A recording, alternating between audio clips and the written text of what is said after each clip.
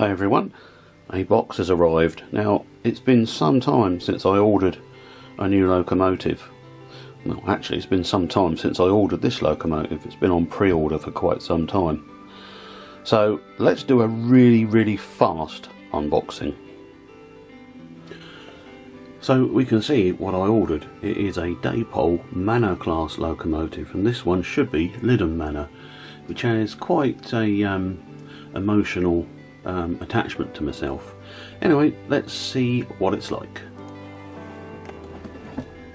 If you like boxes, it's certainly a good solid one. Owner's manual. I do like these. Look at that. Good. Got a bit of history. That's going to be useful. And the specifications. We apparently have a die-cast metal chassis, die-cast wheels, motion connecting rods, sprung centre driving wheels, sprung bogie frame with second radius ability, front pony cam mounting, sprung buffers, pickup from all 6 driving and tender wheels, brass bearings, DCC ready, factory fitted if you go for it, optional speaker, die-cast footplate, kinetic tender drawbar, it's interesting, and then a conductive tender drawbar, body detailed authentically representing the number and its operational period, tender choice, highly detailed cab. Now then, look at that at the bottom. We should have a firebox even, flicker effect. Well, I don't like doing unboxings, but there's some really good points in this manual that they've given us. You've got a quick start guide to get you going. They tell you how it's packed and how to unpack it. We've apparently got etched cab side numbers, vacuum hose, speaker baffle, we won't be using, smoke box door PCB tool, so it looks like if you did want DCC, you take the smoke box door off, probably magnetically held on. You've got a sander lever, DCC, PCB blanket, PCB even, can't speak today. No running in, they say, is required, but I don't agree. We will always run in. What else was it in this page? Well, very important, I like that. Mineral oil types or thicker oils may damage your locomotive paint, finishes or components and invalidate your warranty. So it's really important to use a newer generation of plastic safe oils. So that would be the Hobby Lubes and the Label 108 and things like that are safe to use. Right, let's get her out. Pretty standard sleeve packing. And here we go. Oh, look at those numbers. I don't know if the camera's picking them up. Beautiful. Really nice. There's your other accessories. Let's have a look. My first chance to see her. Will she live up to expectations? Right, we've got that nice polythene, which means you don't get any sticky fingerprints over a nice new loco. I'm going to put her up on the track. Right, she's on the track, and very beautiful she is too. Do notice that we have oil marks on the top of the boiler there. Look at that. That's the thing with those polythene covers they put on them. And the tender is separate from the loco at this point. We have a new on me anyway. Let's go and see if we can zoom in with the camera. Can you see that?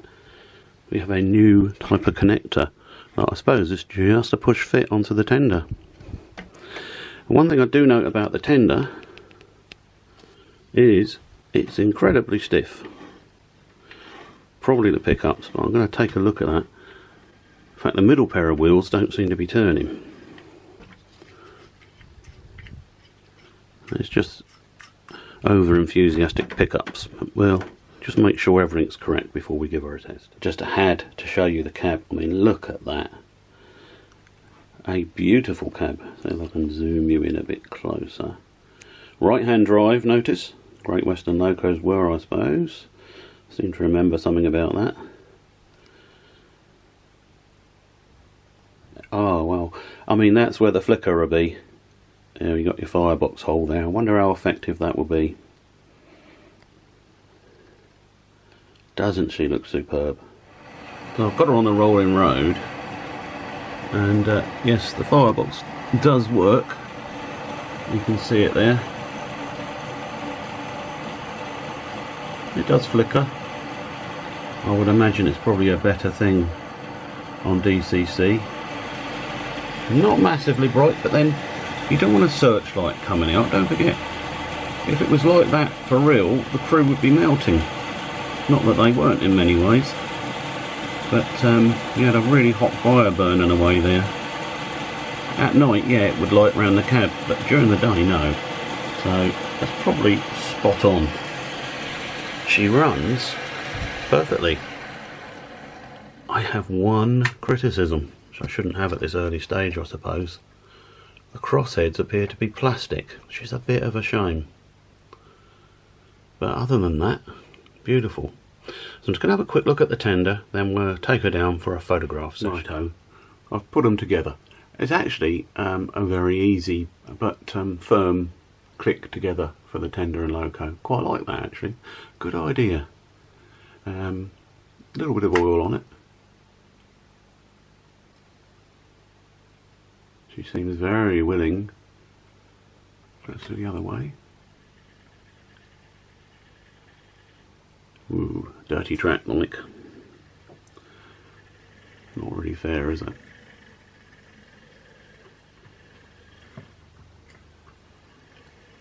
Listening to her, I would say running in is necessary. Quite nice if they, you know, make an effort at the factory, but clearly necessary. And those numbers, I know they supplied the etched plates for them. There's nothing wrong with that, is there? And there is the name, Locomotive Manor. I'm going to do a running video of her as well, but let's tell you, 1976, 77, I can't remember which it was, we had a family holiday down to Devon, and obviously we visited the steam railways, the Dart Valley one, and I think that's called the South Devon now, and one that I called the Paynton Dart Valley Railway. I don't know why. Went to Brixham, and the loco we had was Locomotive Manor, and I had an old cassette recorder which I was using, and my dad narrated it. And I have had that tape for years and years and years, and I remember the things that he says in it. You know, saying that we've got Locomotive Manor at the head of the train, and we're looking down at the beach huts and the sea. Beautiful scenery on that railway, and Locomotive Manor was the loco, so I had to have her.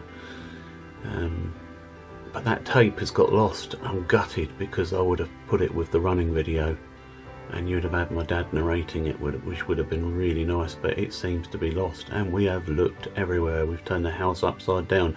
So if there are any psychic people out there that could find Mike's tape, it's tape number 21 from 1976, and it was a Scotch brand tape. I know all that because I kept a catalogue. Well, if you think, you know, you could ask the gods where it is, then please let me know, because I would dearly love to find it and include the recording for you guys in a running video. But now let's take her down for a photo session. One last thing. Remember we read about the sprung middle driving wheel? Well, it is. Look at that. So if you've got any lumps and bumps on your track, that's going to do its best to even it out and keep the wheels in contact with the railhead. Wow. Well, Dapol, well done. I think, yeah, you've done a bloody good thing there. I'm sure the plastic crosshead will be alright. But, yes, beautiful loco.